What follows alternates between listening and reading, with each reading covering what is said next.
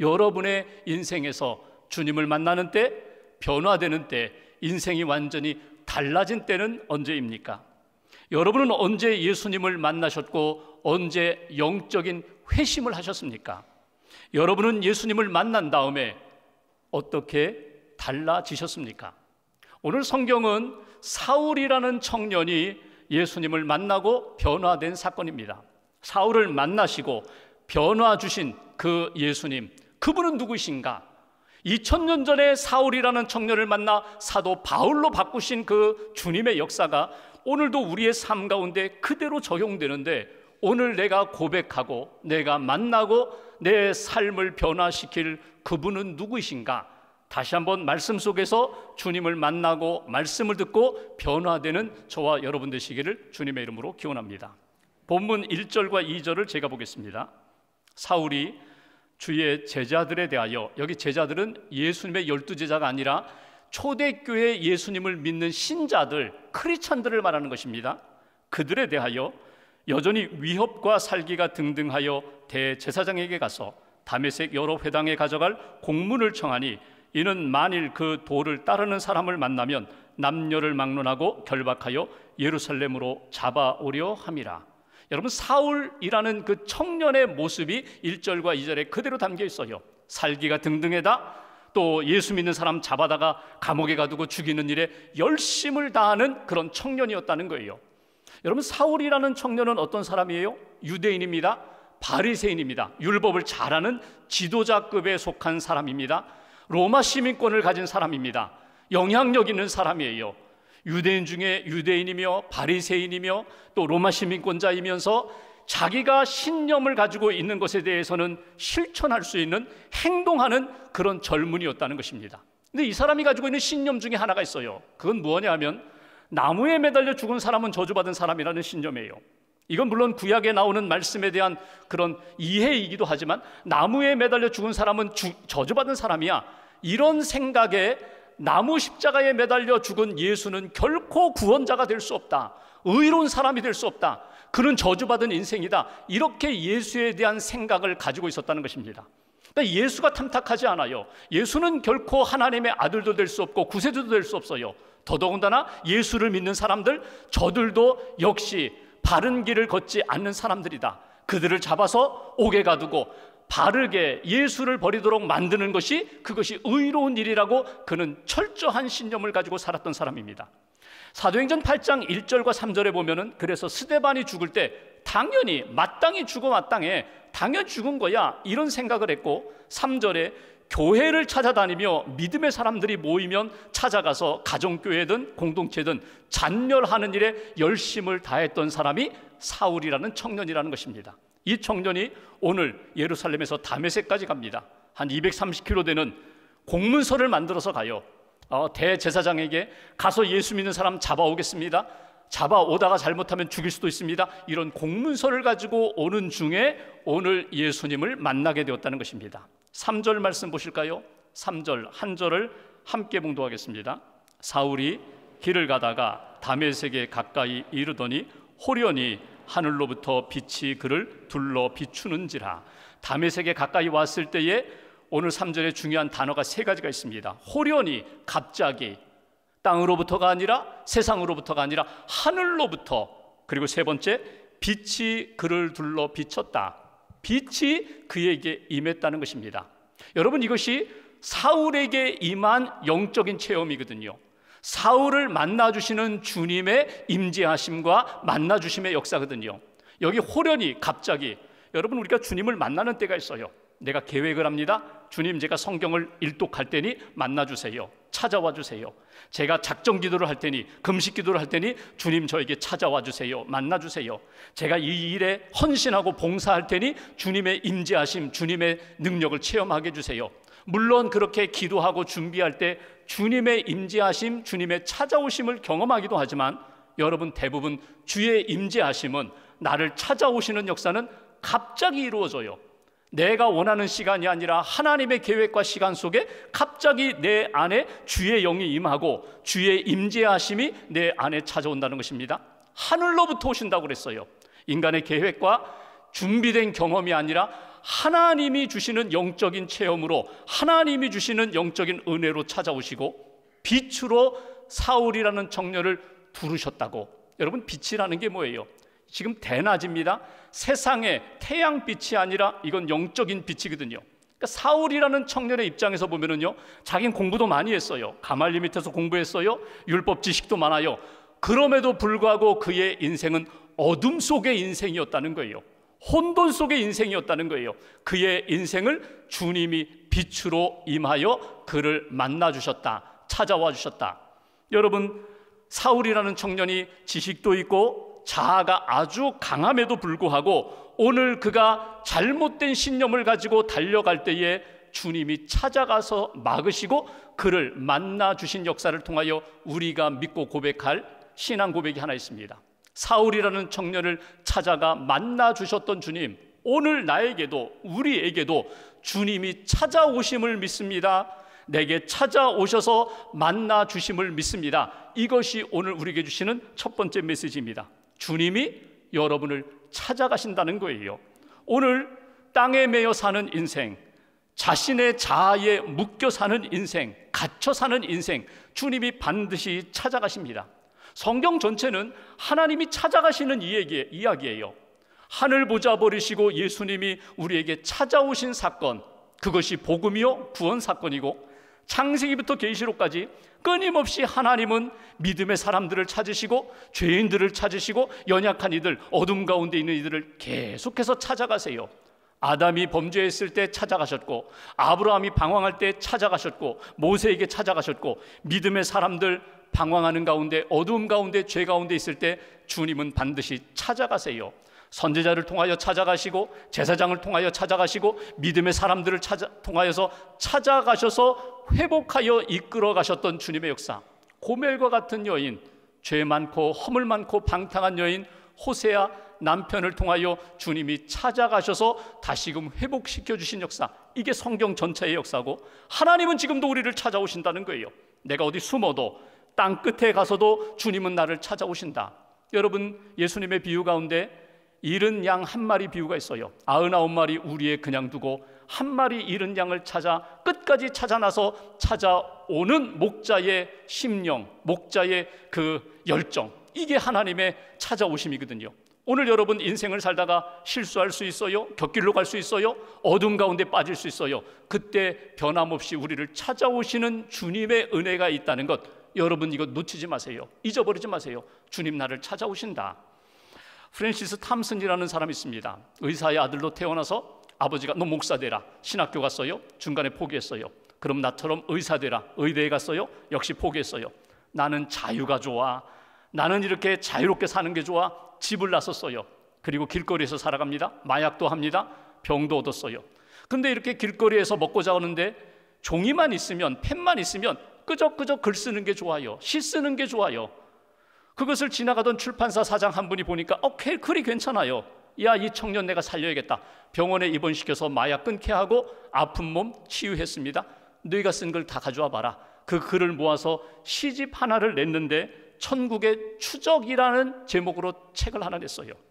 이 청년이 이 탐슨이 쓴 내용은 뭐냐면, 내가 이렇게 방황하고 어둠의 거리에서 다녀도 그분의 사랑은 끝까지 나를 추적해 오고 있다는 거예요.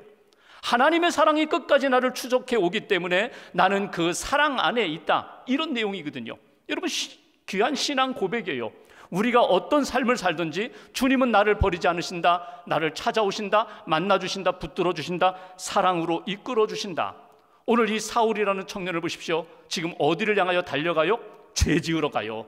믿음의 사람들, 담에 새기는 사람들을 붙잡아서 감옥에 가두기 위하여 달려가는 인생에 그보다 더 앞서 따라가셔서 추적하셔서 붙들어 이끌어 가시는 하나님의 사랑이 있다는 것, 이것을 놓치지 않고 여러분 그 사랑 안에 어느 곳에서 무엇을 하는지 주님 나 보신다, 주님 나 아신다, 내게 찾아오신다, 나를 만나주신다, 그 믿음의 고백으로 하나님 앞에 살아가는 저와 여러분 되시기를 주님의 이름으로 기원합니다.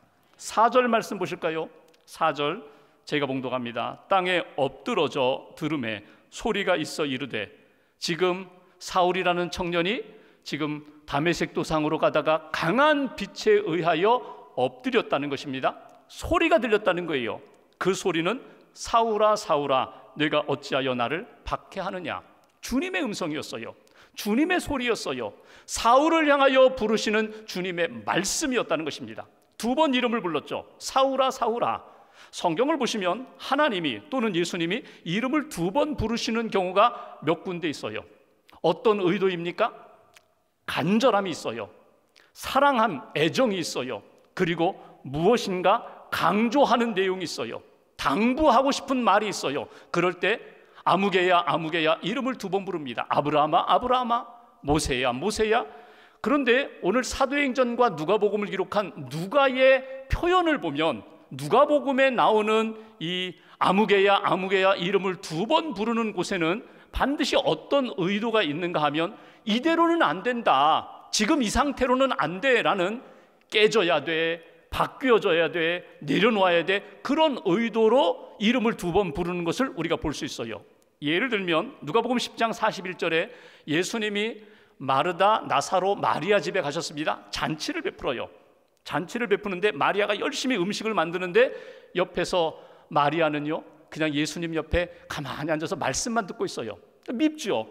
예수님, 제 동생에게 좀 언니 좀 도우라고 해주세요. 그때 누가복음 10장 41절에 예수님이 마르다에게 하시는 말씀, 마르다야 마르다야 내가 많은 일로 염려하고 근심하나, 염려하지 마, 근심하지 마, 음식 많이 차리려고 하지 마, 한 가지만 차려도 돼. 너는 옳고 내 동생 마리아는 틀렸다, 잘못됐다, 이 생각을 내려놓아라. 내가 가지고 있는 이 생각이 반드시 옳은 것이 아니야. 지금은 음식 만들 때지 말씀 들을 때가 아니야. 이 생각 깨뜨려 내려놓아. 이때 주신 말씀이 마르다야 마르다야. 또한 누가복음 22장 31절에 보면은 베드로에게 이번엔 말씀하세요. 너희가 나 부인하고 다 도망갈 거야, 떠날 거야? 그랬더니 베드로가 주님 저는 안 떠납니다.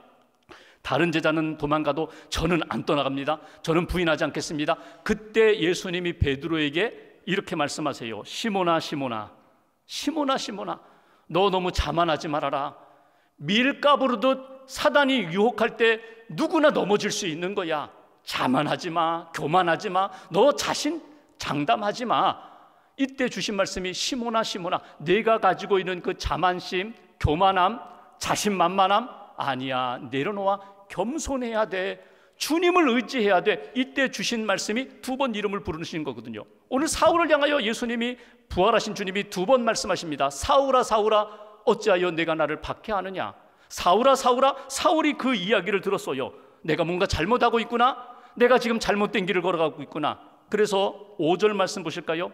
사울이 예수님께 질문을 합니다. 5절 함께 봉독하겠습니다.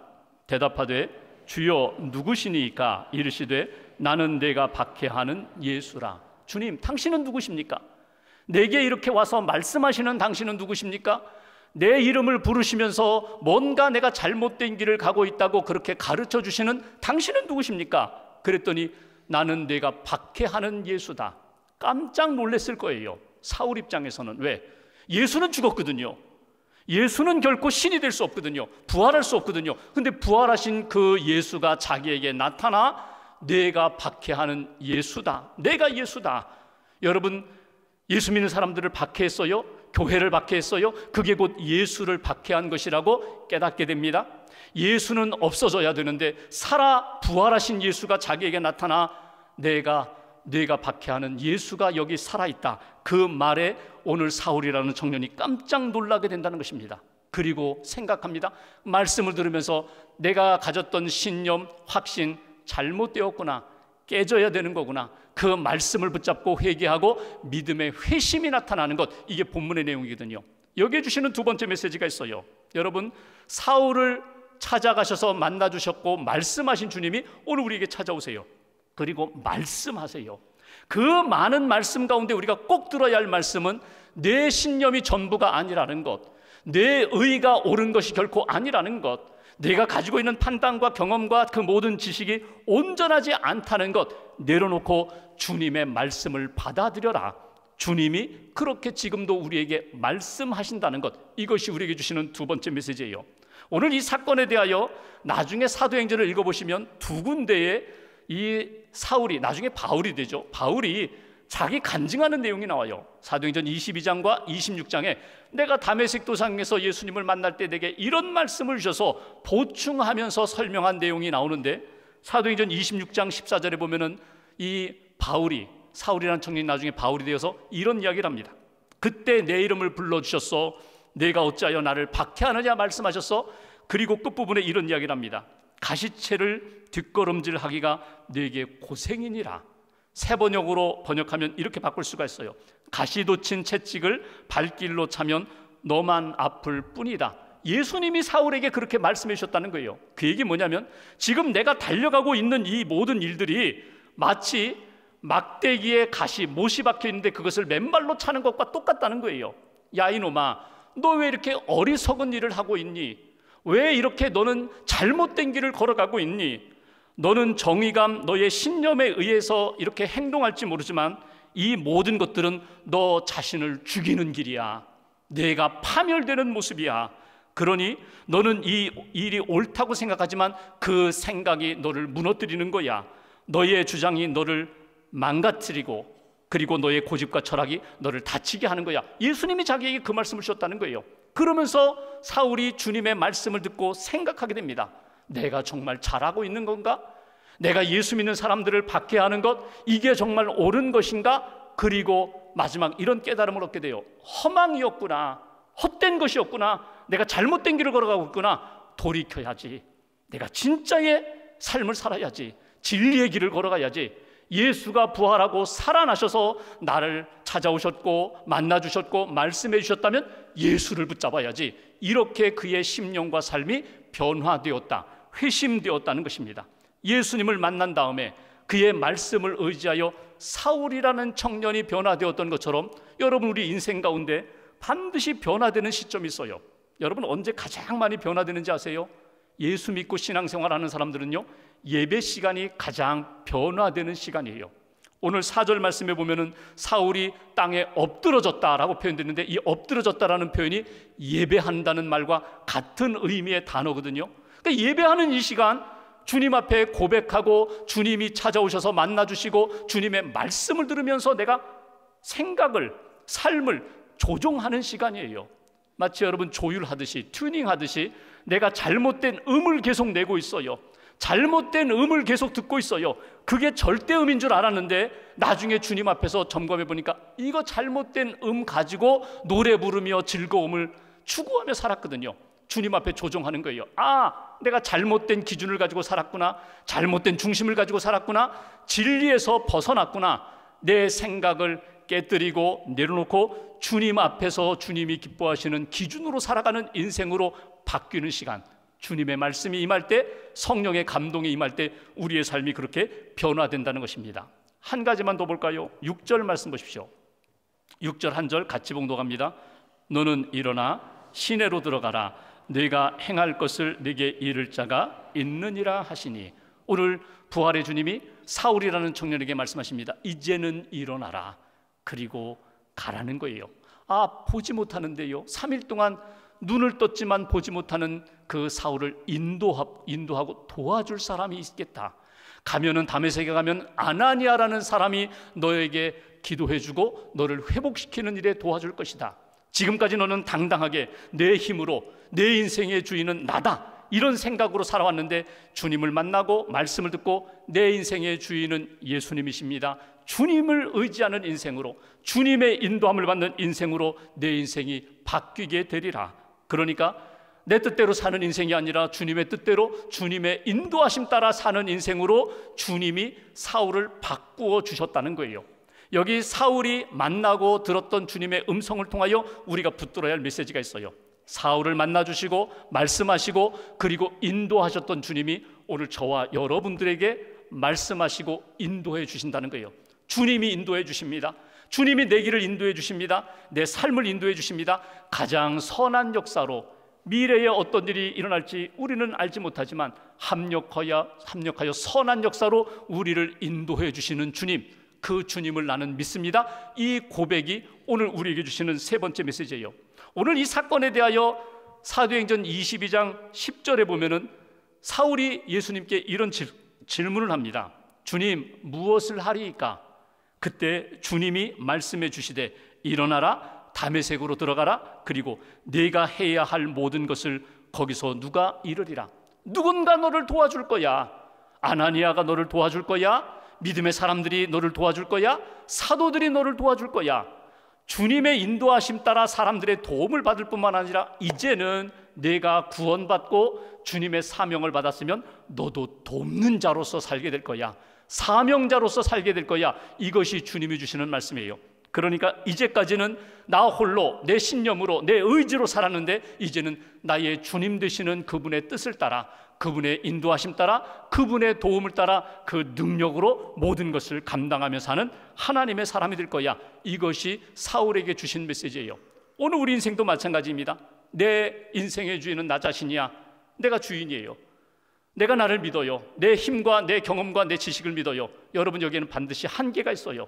넘어져요. 감당하지 못해요. 그런데 주님이 내 안에 오셔서 나의 주인이 되어주시면 그 주님이 내 모든 인생을 이끌어 주신다.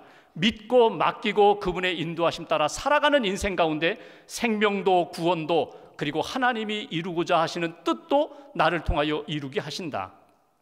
미국에 한 젊은이가 있었습니다. 아주 똑똑해요. 브라운 대학을 3년 만에 졸업했습니다. 4년에도 졸업하기 어려운데 3년 만에 졸업했어요. 대학 생활하면서 그 함께 어울려 지내던 친구 가운데 무신론자가 있었어요. 야, 하나님 없다, 예수님 없다. 우리 인생은 우리가 개척해 살아가야 돼. 그 친구들과 어울려서 어렸을 때는 신앙생활하고 교회 다녔는데 교회를 떠나서 그 무신론 친구와 함께, 무신론자들과 함께 어울려 지내면서 대학 생활을 마쳤어요. 졸업하면서 졸업여행을 갔습니다. 친구들과 함께 시골에 이렇게 졸업여행 갔는데 시골 다니다가 어느 모텔 작은 여인숙에 들어가서 하룻밤을 지내는데 자꾸 옆방에서 신음소리가 들려요. 어디 아픈가, 몸살 났나? 그리고 그 밤 지나서 아침에 일어나 보니까 그 옆방에 있던 친구가 세상을 떠났어요. 그 밤 사이에 죽은 거예요. 엄청나게 충격을 받았습니다. 나도 이 밤에 자다가 나도 죽을 수가 있겠구나. 인간의 실존, 죽음에 대한 문제, 인생의 의미에 대하여 그는 깊이 고민하며 생각하게 됩니다. 이 문제를 어디에서 풀을까? 이 문제에 대한 답을 어디에서 찾을 수 있을까? 그러다가 옛날에 교회 다녔을 때에 성경을 읽고 말씀을 듣고 찬송을 부르던 생각이 났어요. 예수를 믿으면 구원받는다고 했는데, 예수를 믿으면 영생을 얻는다고 하는데, 예수를 믿으면 죽음의 문제, 죄의 문제가 해결된다고 그렇게 내가 배웠는데, 다시 예수를 붙잡자 그가 회심을 하게 됩니다. 친구의 죽음을 통하여 인생의 의미를 깨닫고 어제처럼 살면 안 된다는 거예요. 어제처럼 더 살 수 없다는 거예요. 내가 주님 안에서 새 생명으로 살아야지. 그가 마음에 결심을 하고 그리고 다시 공부하고 신학하고 그 다음에 아시아의 그 복음을 듣지 못하는 나라에 선교사로 나가게 됩니다. 처음에 가니까 아무도 믿는 사람이 없어요. 그가 일생 동안 복음을 전하고 나중에 그가 세상을 떠날 때 그 땅에 21만 명의 크리스찬들이 일어났어요. 그 나라가 바로 버마, 지금은 미얀마라고 하죠. 그 버마에서의 선교 사역을 이룬 최초의 선교사입니다. 아도니람 저드슨 선교사. 여러분, 인생을 살아갈 때에 하나님이 내게 훅 들어오실 때가 있어요. 말씀으로 들어오시고 사건으로 들어오시고 고난으로 들어오시고 때로는 슬픔으로 들어오실 때가 있어요. 주님이 나를 찾아오신 거예요. 여러분, 거부하지 마십시오. 주님이 내게 찾아오셔서 말씀하시고 그리고 나로 붙들어 주시고 인도하시는 하나님의 역사가 반드시 있어요. 주님을 만나세요. 주님의 말씀을 받아들이세요. 주님을 영접하세요. 그리고 그분께 여러분의 인생을 맡기세요. 오늘도 내일도 내가 주님께 맡깁니다. 시간을 맡깁니다. 내 인생의 모든 계획을 주님께 맡깁니다. 선한 역사로 생명의 길로 인도해달라고 맡길 때에 사울이라는 청년을 찾아가 만나주시고 말씀하시고 인도하셨던 주님이 오늘 저와 여러분들 남은 인생을 이끌어주시고 한 주간도 여러분 좀 불안한 것이 있잖아요. 두려운 것이 있잖아요. 문제가 해결되지 않아서 답답한 것 있잖아요. 주님께 맡기고 주의 인도하심 따라 새롭게 변화되고 문제 해결받는 그런 은혜의 역사가 있기를 주님의 이름으로 간절히 기원합니다. 기도하겠습니다.